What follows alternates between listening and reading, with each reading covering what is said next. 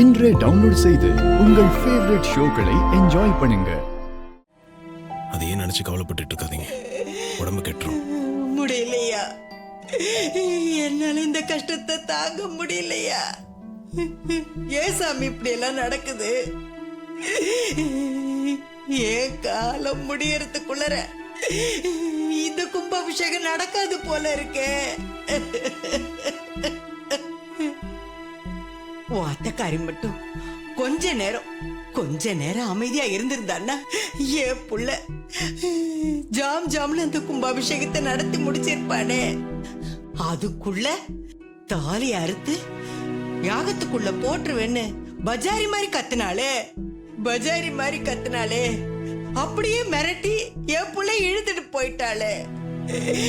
ஒரு பொம்பளை எப்படி எல்லாம் கூட செய்வாளா? விடுங்க பாட்டி, நீங்க இதை பத்தி நினைச்சிட்டு இருக்காம கொஞ்ச நேரம் வந்து ரெஸ்ட் எடுங்க வாங்க.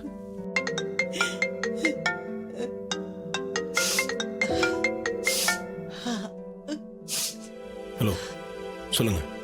சகல, நீ எப்படியா இருக்க? நடந்ததெல்லாம் நினைச்சா ரொம்ப கஷ்டமா இருக்குப்பா. இப்படி ஒரு சூழ்நிலை வரும் நான் சத்தியமா நினைச்சு பார்க்கலப்பா. எல்லாம் அந்த காளியம்மாவாலையும் சிவனடியாலையும் வந்தது. அவங்கதான் பாம வச்சு கார்னர் பண்ணி எல்லா உண்மையும் அத்தை கிட்ட சொல்ல வச்சிட்டாங்க ஐயா. சரி, அதை விடுங்க. நடந்ததை பேசிட்டு இருக்கிறதுல எந்த பிரயோஜனமும் இல்லை. ரேவதி எப்படி இருக்கா? அதான் ரொம்ப பயந்துட்டே இருந்தா. ஆமாப்பா, ரேவதி தான் ரொம்ப அப்செட் ஆயிருக்கா. யாருக்கிட்டையும் எதுவும் பேச மாட்டேங்கிறா. எதையோ பறி கொடுத்த மாதிரியே இருக்காப்பா. சரி, நான் வந்து அவளை பாக்குறேன்னு சொல்லுங்க. சகல, எப்பா நீ அவசரப்பட்டீங்க வந்துடாதப்பா. அத்தை உன் மேல கொலவரியில இருக்காங்கப்பா. கோவில்ல இருந்து இங்க வந்ததும் வீட்டுல இருக்கிற எல்லா பொருளையும் தள்ளி விட்டு நாசம் பண்ணிட்டாங்கப்பா. நீ ஏமாத்தி நம்பிக்கை துரோகம் பண்ணிட்டேன்னு பயங்கரமா கத்திட்டாங்கப்பா. போதாதுக்கு வீட்லயே ஒண்ணு இருக்க சின்னத்தை பயங்கரமா ஏத்தி விடுதுப்பா. அதனால இப்ப நீங்க வர்றது சரியா இருக்காதுப்பா. அவங்க கோவம் கொஞ்சம் குறையட்டும்பா. அதுக்கப்புறம் நான் சொல்றேன், அப்புறம் நீ வாயா.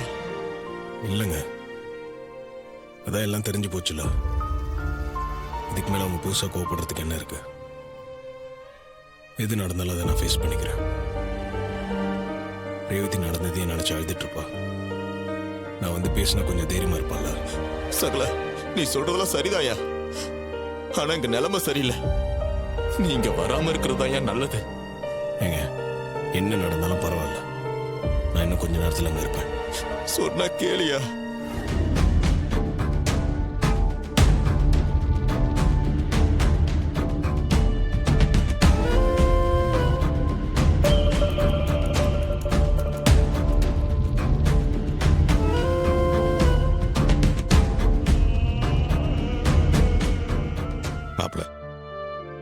ஈஸ்வரி நான் கோபமா பார்த்திருக்கேன். ஆனா எவ்வளவு கோபமா நான் அவளை பார்த்ததில்ல. நானும் இப்போதான் மாமா முதல் தடவையா பாக்குறேன். அம்மாக்கு உண்மை தெரிஞ்சா கோவப்படுவாங்கன்னு தெரியும். இப்போ நடந்ததெல்லாம் மனசுல நினைச்சு அவங்க கோபம் அதிகமாயிட்டே இருக்கு. இப்ப ராஜா வர வந்துருவாரு. அவர் வந்ததும் என்ன நடக்கும்னு டென்ஷனா இருக்கு. இதுக்கு முன்னாடி என்ன பிரச்சனை வந்தாலும் அவரை சமாளிச்சிருவாருன்னு எனக்கு நம்பிக்கை இருந்தது. ஆனா இந்த விஷயத்துல அவரால எப்படி சமாளிக்க முடியும்னு எனக்கு பயமா இருக்கு.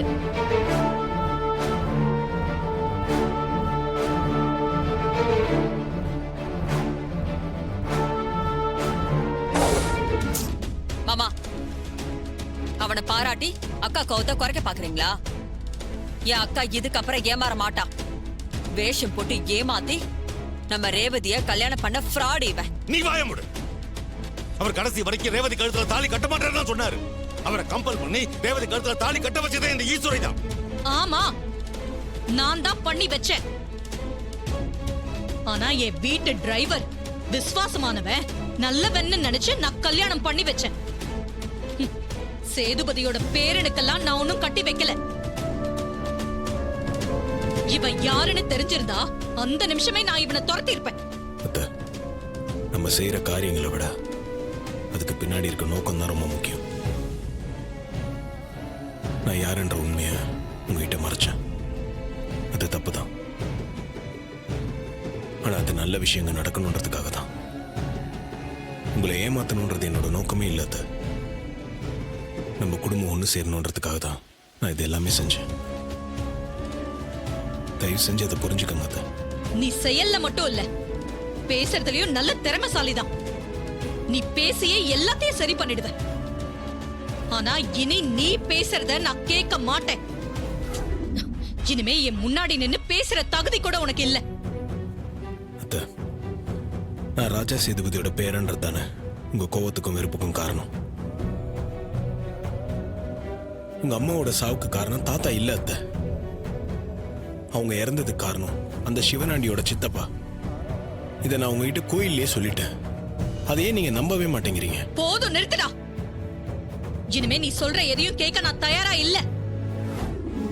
இவர் இந்த வீட்டை விட்டு போனா கூடவே நானும் போயிடுவேன். அவ வெளியே போனா நீ ஏன் போனும்? ஏன்னா அவர் ஏன் புருஷன். அவன் ஏமாத்துக்கார. என் அம்மாவை கொண்ட சேதுபதியோட பேரு அத மறைச்சு உன்னை கல்யாணம் பண்ணிருக்கான். அவர் என்ன உன்கிட்ட பொண்ணா கேட்டாரு? நீ தானமா என்ன கம்பல் பண்ணி அவருக்கு கட்டி வச்ச. ஆமாண்டி, நல்லவன்னு நினைச்சு நான் கல்யாணம் பண்ணி வச்சேன். நம்பிக்கை துரோகியா இருக்கானேடி, அதான் அவனை விரட்டுற. என்ன மட்டும் இல்ல, அவன் உன்னையும் தான் ஏமாத்திருக்கான். இல்ல, அவர் என்ன ஏமாத்தல. அவர் யாருங்கிற உண்மை எனக்கு தெரியும். ஏற்கனவே தெரியுமா? அப்போ நீயும் இவன் கூட சேர்ந்து என்னை ஏமாத்தினியா? கூட்டு களவானியா நீ? ஏமா எல்லாத்தையும் தப்பாவே பாக்குறீங்க? இங்க பாருங்க, நான் விருப்பம் இல்லாம தான் நீங்க சொன்னதால இந்த கல்யாணத்துக்கே ஒத்துக்கிட்டேன். ஆனா இப்ப வர இவரை விட்டு ஒரு நிமிஷம் கூட என்னால பிரிய முடியாது. அதனாலதான் அவரோட குணம் என்ன மாத்தி இருக்கு. எங்க தேடினாலும் இப்படி ஒரு புருஷன் எனக்கு கிடைக்க மாட்டாருமா. என்ன கண்ண போல பாத்துக்கிற பிரியமான மனுஷமா இவரு. என்னடி பேசுற நீ? என் அம்மாவை கொன்ன சேதுபதியோட பேரண்டி இவன். என்ன ஏமாத்திருக்கான். அவனுக்காக நீ என்ன விட்டுட்டு போறேன்னு சொல்றியா? இல்ல, முடியாது.